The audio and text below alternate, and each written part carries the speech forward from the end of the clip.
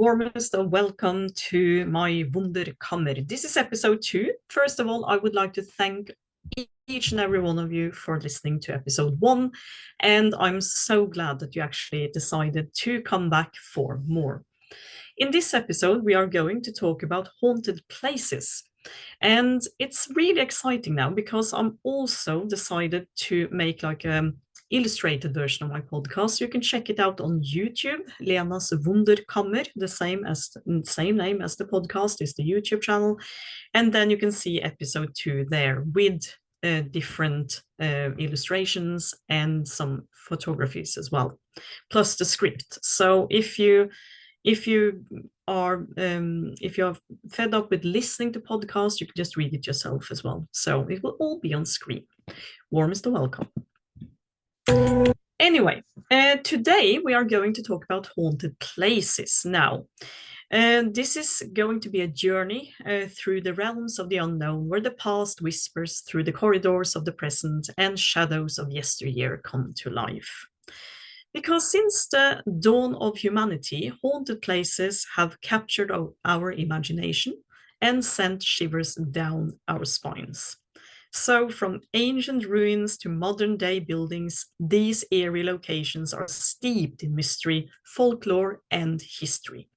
They serve as gateways to the unknown, allowing us to connect with the supernatural and explore the boundaries of our understanding. Throughout history, haunted places have held a significant place in folklore and legends. Tales of ghostly apparitions, restless spirits, and unexplained phenomena have been passed down through generations, becoming an integral part of our cultural heritage. So we have the phantoms that roam the castles of Europe, to the spirits that inhabit the forests of Japan. These stories remind us of the thin veil that separates our world from the afterlife. But what is it then about haunted places that fascinates us so deeply and always has and always probably will? Well, perhaps it is the thrill of the unknown. Perhaps it is the allure of the supernatural, or the sense of wonder that comes from exploring the uncharted territories of our existence. Haunted places challenge our perception of reality, and it invites us to question the boundaries of what we believe to be true. And very often, you will have some skeptics who can explain this with different theories. And that is fine, because a lot of them can probably be just products of our own imagination. But then we have the unexplainable ones, and I'm going to dwell into those today. So in this episode, we will delve into the chilling tales of 3 unique haunted locations that I have picked out particularly for this episode. And that is the Poveglia Island in Italy, the Aokigahara Forest in Japan, and the ancient Ram Inn in England. And each of these places really has a dark and eerie history to them, filled with ghostly encounters and spine-tingling stories that will leave you on the edge of your seat, ladies and gentlemen. So gather around, dim the lights, and prepare yourself for a journey into the world of haunted places where history, legend, and the supernatural converge in a symphony of fear and fascination. Let's dive in, shall we? Now, throughout human history, ghost stories, they haven't just served as spine-tingling entertainment, but they have also been this window into our evolving understanding of life and death and the afterlife. So many of the oldest and best documented tales of haunted places emerge from ancient texts and rituals and folklore, and they each offer this glimpse into how earlier cultures and generations before us grappled with the unknown. And I found some standout examples of this. For instance, we have the ancient Greek ghosts and the realm of Hades. So you have the Odyssey, which is from the 8th century before Christ, and One of the earliest literary sources of ghostly encounters is actually Homer's Odyssey. In Book 11, often referred to as Nekuya, Odysseus' journey to the underworld and encounters the shades of the dead. So here we have the ghosts of heroes, we have the ghosts of mythological figures, and even personal acquaintances that all of a sudden appear to him. And their presence underscoring the tenuous boundary between the world of the living and the realm of Hades. And I'm just saying the narratives here. It lays the groundwork for later ghost lore, and it also kind of embeds hauntings in the cultural fabric of the Western world. Then we have the cultural impact of it, because the ancient Greeks believed that the spirits of the dead lingered at the edges of the living world until properly honored through burial and rituals. So their encounters with these shades were not merely scares, but deeply tied to their understanding of fate, guilt, honor, and destiny. Then I chose to focus on the Roman rituals and the restless dead, because the Lemuria festival in ancient Rome, you had the ritual of Lemuria, which observed around the 5th century to the early imperial period. That was a stark reminder of the need to appease the unsettled dead. So during this festival, the household heads, the heads of the household, would walk through their homes at night, performing a variety of rites, such as throwing black beans over their shoulders. And they did this to ward off the Lemures, the malevolent, restless spirits of those who had not been properly laid to rest, because they would haunt you, according to this belief. And then you had the literary and historical documentation, because you had writings by historians like Livy and poets like Ovid that record these practices, highlighting how seriously early Romans took matters of the afterlife. And we have haunted houses. In this connection, the haunted houses were not fictional constructions of the imagination, but they were actually living spaces that could become overrun with the wrath of sorrow of those who were left behind. And also, of course, we have medieval Europe's haunted legends. And there are so many legends that we could have talked about, but unfortunately, we need the time frame, don't we? So here it goes. I chose to focus on all the white ladies, the tales of the white lady and the castle phantoms. Because when we enter the medieval era, you have ghost stories that begin to populate the corridors of Europe's ancient castles and abbeys. So among the most famous is, of course, the legends of the White Lady.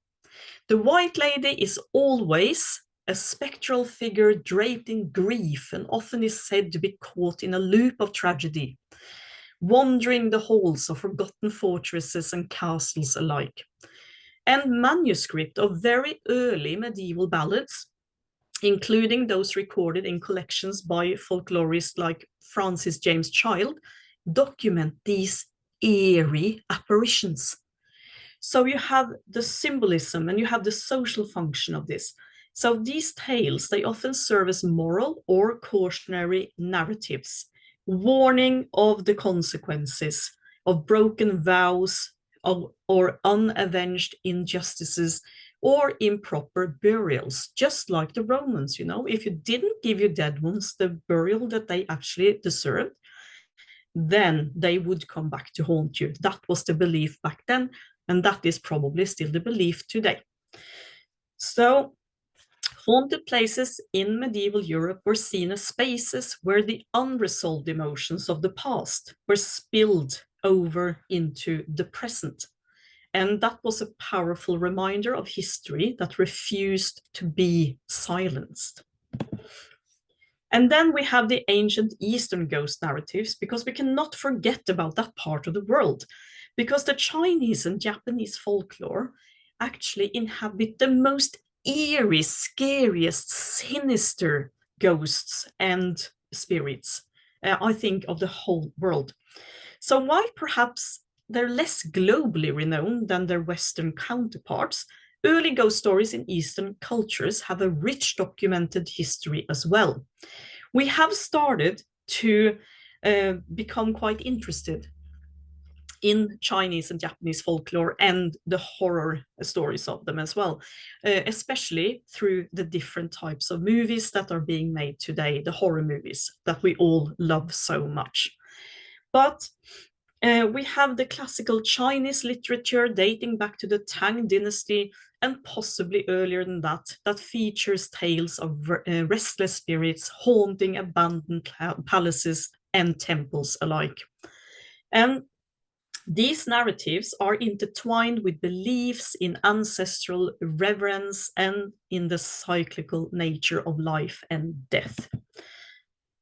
To mention quite a few, I had to pick some out, but my attention was caught by the Japanese yurei. Yurei, I think that is the correct pronunciation, I'm not sure. But yeah, any comments on that, please come forward, spell it out, because I would love to pronounce it correctly.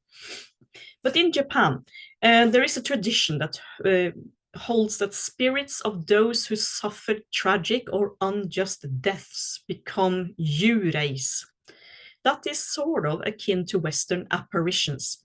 So though many of these stories were later popularized during the Edo period, the roots lie in much older oral traditions, of course. So these ghostly narratives have helped shape Japan's unique cultural approach to haunted places, where nature, spirituality, and history converge. Reflections on ancient hauntings. Well, these age-old ghost stories were not invented solely to scare people. They provided a framework for understanding the mysterious forces that govern our existence. So they helped communities navigate grief, they helped them navigate guilt, and all of the unknown as well, cementing haunted places as sacred sites where the past remains ever present. These narratives lay the foundation for modern ghost lore and continue to inspire our fascination with haunted locations today. Now, ladies and gentlemen, I would like to remind you that if you're to the podcast on one of the podcast services, I absolutely love that. Thank you so much. But this is also an illustrated podcast episode. So you can log on to YouTube as well, Lena's Wunderkammer, and you can find my YouTube channel and you can log on if you would like to see the illustrations. The reason why I've done this is simply because I just can't stick to one type of format. I need to spread it, you know, I need to show you what I mean. So it's no worries if you do not look it up on YouTube. This is fine.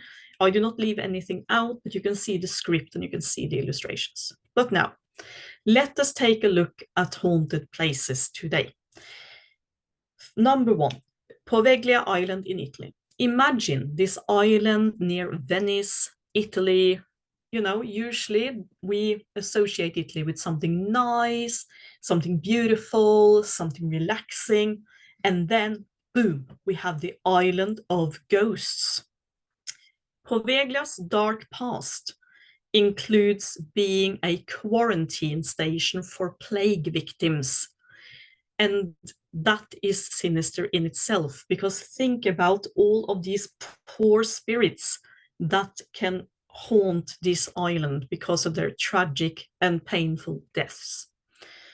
But later, as if that is not enough, later we have a mental asylum where inhumane experiments were rumored to take place every single day, every hour of the day, with very sinister doctors. Now, the island today is completely abandoned, but there are tales, of course, of restless spirits and ghostly screams that continue to haunt those brave enough to visit. The atmosphere of decay, combined with chilling whispers of tortured souls, makes Poveglia a truly terrifying place. Then number 2, we have the Aokigahara forest in Japan. Once again, my Japanese is not perfect. I'm terribly sorry about it, but still, I have to include it. I can't limit myself to things I can pronounce. So, known as a sea of trees, the Sea of Trees, Aokigahara forest at the base of Mount Fuji, is infamous for being a site where many people have taken their own lives. So it's like a suicide forest. The dense foliage and rocky terrain create an eerie labyrinth environment. And this leads to, of course, the creation of legends of yureis, vengeful spirits, wandering the woods. Guides and forest workers have reported hearing unexplained wails and encountering shadowy figures on a daily basis. Now, the forest's tragic history and the unsettling quiet make it a perfect setting for a haunting tale. Then, number 3, I know it's been talked about, discussed, filmed, documented, up and down several times, but I just can't leave it out. And that is the ancient Ram Inn in England. So this inn in Gloucestershire, England, dates back to 1145 and is considered one of the most haunted places in the UK. So it's built on an ancient pagan burial ground. That sort of laid the foundation, didn't it? And the inn has a history of sinister happenings, including witch trials and dark rituals. You have guests there that have reported encounters with a menacing incubus, poltergeists of various kinds, and the ghost of a young girl. The inn's creaky floors, hidden passages, and chilling ghost sightings create an atmosphere of fear and mystery alike. Let us take a closer look, because I'm not just going to tell you about the places, I'm also going to share some chilling ghost stories that is tied to each of these haunted locations. Now, if you are on YouTube, you can see this picture. It's of 2 men. I can describe it for those of you who are listening. There is a picture there of 2 men, an old picture from 1889. They are 2 men wearing plague masks and tools for disinfecting letters on Poveglia Island. And this is by Theodore Vail, 1889. So it's not as old as one could imagine, but this is like the 2nd or the 3rd wave of plague. So here it comes. Poveglia Island, Italy. Legend has it that Poveglia Island is haunted by the spirits of plague victims who were brought here to die. So visitors, they have reported hearing eerie wails and seeing ghostly apparitions of plague doctors and the sick. So it's not just the sick, it's also the doctors of the sick that probably actually caught the plague themselves and then died a very tragic death after helping other plague victims. So one of the most famous stories is about a doctor who worked at the asylum on the island, though. And that was after the plague. So we are talking about maybe just on the border to our modern time. And we have this doctor. He was really, really cruel, sinister. He was horrible. And he was performing the most inhumane experiments on his patients. So he would make them, it was basically torture the way he was doing it. And this is during the era where it was actually the island of the asylum. So this was the asylum, and this was the doctor who was connected to the asylum. So it is said, legend has it, that the ghosts of his victims actually drove him mad, and that he eventually threw himself from the asylum's bell tower. Far, far, far up in the sky, not up in the sky, but far away from the actual site where he was performing these cruel experiments. So he ran up and then he threw himself from the asylum's bell tower. Now, here is the eerie part, because people who have visited, they claim that they can still hear the ringing of those bells, but those bells, they were removed years ago. So we're going back to Japan, to the Aokigahara forest. Aokigahara, also known as the suicide forest, is actually steeped in sorrow and tragedy. So many people have entered the forest and never ever returned. And this is, of course, leading to a whole bunch of tales of yureis, or vengeful spirits, that is wandering among the trees. One story tells of a man who entered the forest and encountered a woman in a white dress. So here we have it, the white lady again. So she seemed lost and distressed. So of course, being the gentleman that he was, he offered to help her find her way out. As they walked, she suddenly disappeared. And then she left the man alone and terrified. And yeah, we do not know what happened to him, and we do not know how he could actually tell the tale either, or how he got out of the woods. We do not know. But another common tale is of people hearing footsteps behind them. This is actually quite common if you enter the forest and you have the balls to enter the forest, only to turn around and find nothing there. And then the eerie atmosphere and the tragic history of the forest, of course, give rise to countless ghostly encounters. Could they be just a product of our own imagination, though? Because we know that the forest is supposed to be haunted. We do not know. It depends what type of person you are. And then we go back to England again, to the ancient Ram Inn. It has such a dark and sinister reputation, and one of the most infamous stories is about a witch who was burned at the stake in the 1500s, and it is believed that her spirit haunts the inn, seeking revenge on those who stay there.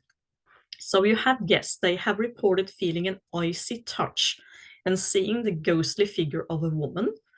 And another chilling tale is of a young girl named Rosie who was murdered in the attic.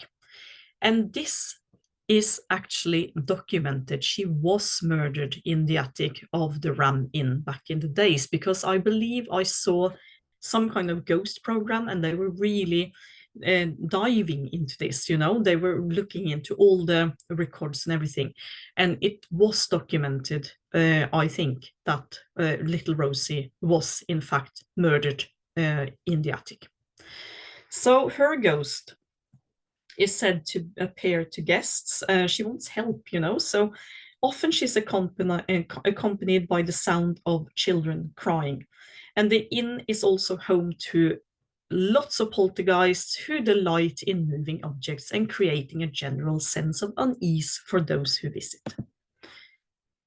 And here are a few spine-chilling ghost encounter stories from some of the haunted places that we have talked about. Well, the island in Italy, Poveglia Island, we have a tale of a nurse, because as recent as the early 2000s, there was a group of paranormal investigators.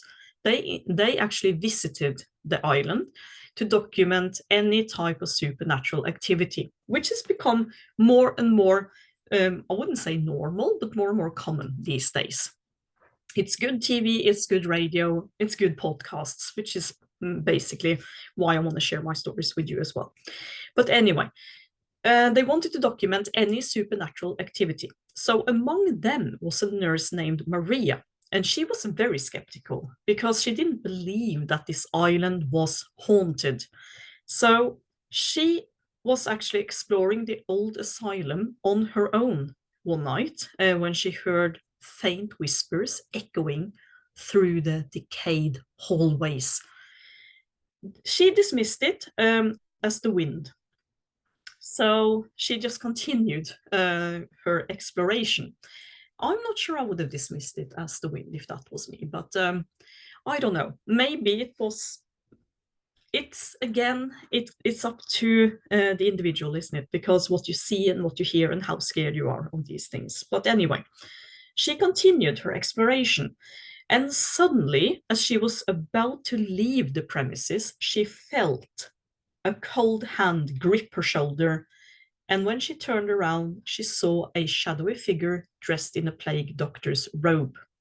The figure vanished into thin air, leaving Maria shaken and convinced that the spirits of Poveglia were in fact very much alive and real. So she changed her mind there. So yeah, I guess if you can't explain it, but you have experienced it, why not believe in it? It makes it more exciting, doesn't it, and more fun. So Aokigahara Forest, Japan again.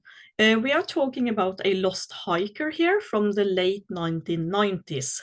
His name was Kenji, and he decided actually to venture into Aokigahara Forest, drawn by its serene beauty and the lure of adventure. So as the sun began to set, he realized that he had lost his way. That is not something that you want to realize in the middle of this very, very renowned suicide forest. So panic set in as darkness enveloped the forest, and he heard footsteps behind him, and he turned to see a woman in a white kimono. Her face was very pale and expressionless, almost as if she had no features at all. And then she silently pointed to a narrow path. And Kenji, he was very grateful for the guidance, and he just followed her. And when he looked back to thank her, she had just vanished into thin air. She had disappeared. So he eventually found his way out, but he was haunted by this encounter, believing that the woman was, in fact, a yurei guiding him to safety. So I guess the yureis weren't all sinister, but could also sometimes be helpful. And then we're going back to England again, and the ancient Ram Inn, one of my favorite places to study, to really enjoy seeing on screen. I would not dare. Now I don't know if I would have stayed the night there. Maybe I would. But anyway, I think it is possible to stay the night there. You have to check out their website, Ancient Ramin, because they do take guests, and it is kind of a place where you can stay. So yeah, if you are looking for a nice holiday destination, like this family in this story we're going to hear about, then go ahead, book your stay, because it could be an experience of a lifetime, I guess. So in the 1980s, there was a family that stayed at the ancient Ram Inn because they were like going to a weekend getaway. And I do not understand how come you would bring your young children on a weekend getaway to such a haunted place, or such a very scary place. But that I'm not going to judge anyone, but I don't think that I would have done. But anyway, on the first night, their young daughter, Emily, woke up screaming, claiming that she had seen a little girl standing at the foot of her bed.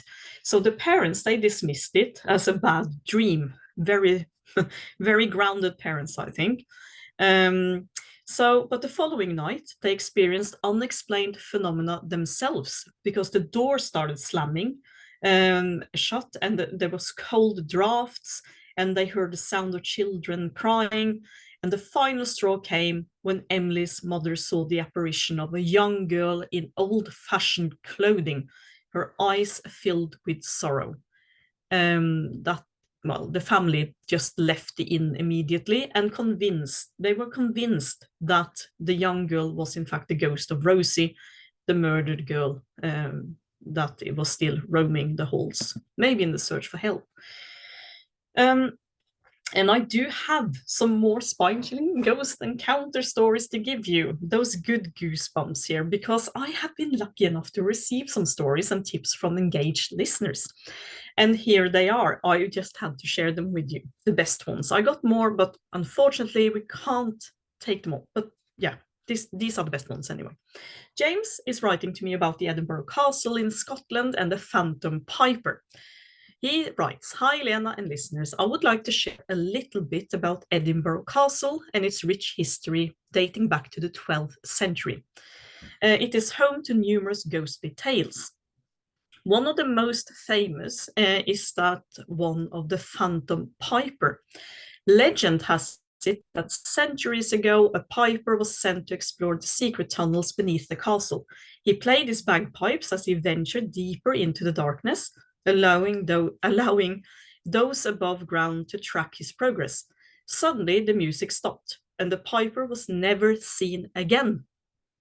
To this day, visitors report hearing the faint sounds of bagpipes echoing through the castle's halls, believed to be the lost piper eternally wandering the tunnels." Thank you, James. That was really scary. I would like to visit, actually. I think, yeah, I could deal with that, definitely. And then we have this one sent in to me from Audrey. She lives in Paris, and she told us about Chateau de Brissac in France. Now, the Green Lady is called. So this is not the white lady, it's not the gray lady, but this is a green lady. So that's why I chose to include this one, because it kind of stands out a bit. So Chateau de Brissac, known as the Giant of the Loire Valley, is haunted by the spirit of Charlotte de Brise, also known as the Green Lady. So in the 15th century, Charlotte was caught in an affair and subsequently murdered by her own husband. Her ghost, dressed in a green gown, is said to roam the castle, her face bearing the marks of her violent death. Guests and staff have reported eerie encounters, such as hearing her moans in the dead of night and feeling an icy presence in the rooms she frequents. The sight of the Green Lady's spectral figure has left many visitors trembling in fear. Thank you so much, Audrey, for that eerie story. I'm actually tempted to go there and explore as well. And please, listeners, if you have any more stories or anything that you would like to comment on or discuss with these stories that I tell you now, please feel free. Comments on YouTube or send me an email. So now we are going to now a very broken United States. And it's sent in via email to me from Ian. He lives in San Francisco, but he used to visit his grandparents in Louisiana when he was a child. So that is actually where he heard about the Myrtles plantation, and it scared him to pieces, he writes. So this is what he wrote. He calls it Chloe's Ghost. Now, the Myrtles plantation in Louisiana is notorious for its haunted history, with the tale of Chloe being one of the most chilling ones. Chloe was a slave who worked in the plantation's main house. After being caught eavesdropping, she was punished by having her ear cut off. Whoa! To exact revenge, she poisoned a birthday cake, resulting in the deaths of the plantation owner's wife and 2 children. Chloe was later hanged by her fellow slaves. Visitors to the plantation have reported seeing Chloe's ghost, identifiable by the green turban, once again green, interesting, she wore to hide her mutilated ear. So her apparition has been seen wandering the grounds, and eerie sightings of her peering through windows have left guests unnerved. I know I would have been as well. And these are all very eerie, terrifying stories, but the most terrifying story and tips that I received via email last week is this one from Violetta in Romania. Thank you, Violetta. And she writes, "One of the most terrifying haunted places on the planet is often considered to be the Hoia Baciu. It's spelled Hoia, and then a new word, Baciu, Hoia Baciu forest in Romania. Again, comments on my pronunciation, please. I want to make it right. So, known as the Bermuda Triangle of Transylvania, this forest is infamous for its eerie atmosphere and unexplained phenomena. Here are some chilling details that I would like to share. Okay. So the Hoya-Baciu forest, mysterious phenomena. The forest is known for its twisted trees that spiral in clockwise patterns, creating an unsettling and otherworldly landscape. And ladies and gentlemen, once again, on my illustrated version of the podcast, you can see the trees because I had to Google them and put a picture in for you because they are out of this world. They are unbelievable. So you just have to see them. Or you can Google them for yourself. That's up to you. But anyway, back to Violetta's letter. Well, there is a circular dead zone where no vegetation grows, and scientific studies have failed to explain this phenomenon adequately. Again, I had to Google it. I put it out for you. It is totally weird and unexplainable. This is one of the weirdest things I've ever seen. But it doesn't stop there. There's also ghostly encounters because locals and visitors alike have reported seeing ghostly apparitions, strange lights, unexplained shadows within the forest. And some of the shadows, she writes, are huge. They're huge and black and very, very eerie. So, yeah. One of the most famous tales involves a shepherd who disappeared in the forest along with his 200 sheep, never to be seen again. Another story tells of a young girl who emerged from the forest 5 years after disappearing, wearing the same clothes and this is the very eerie part, looking the same age as she was when she disappeared. So yeah.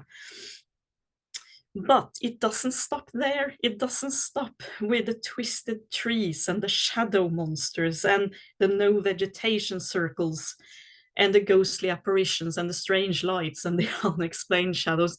It also is a home or a hotspot for paranormal activity, because in 1968 there was actually a military technician who reported seeing a UFO landing in the forest, and this UFO added to the forest's reputation for being a hotspot of paranormal activity, she writes. So it's UFO sightings as well.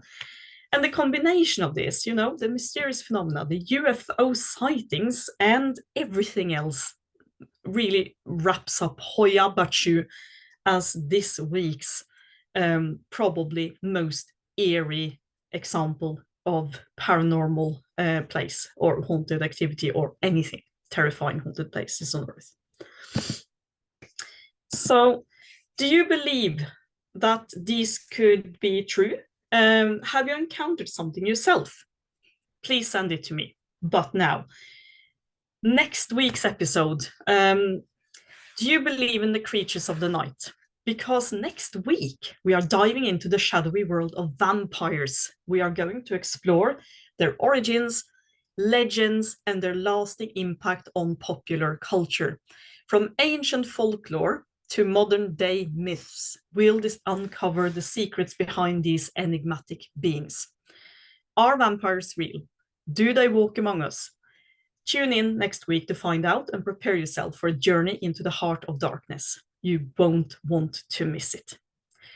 And remember that I would love to hear from you. I would love to hear from you all. Share your eerie stories, your comments and reflections, both in the comments on YouTube, social media, or send me them via email, heidebrennan@gmail.com, or find me on Facebook, Lena Heidebrennan. That's a wrap on tonight's Tales of Terror. So until next time, keep your lights on and your eyes open. The unknown is just a whisper away. Have a nice week, everyone, and thank you for listening.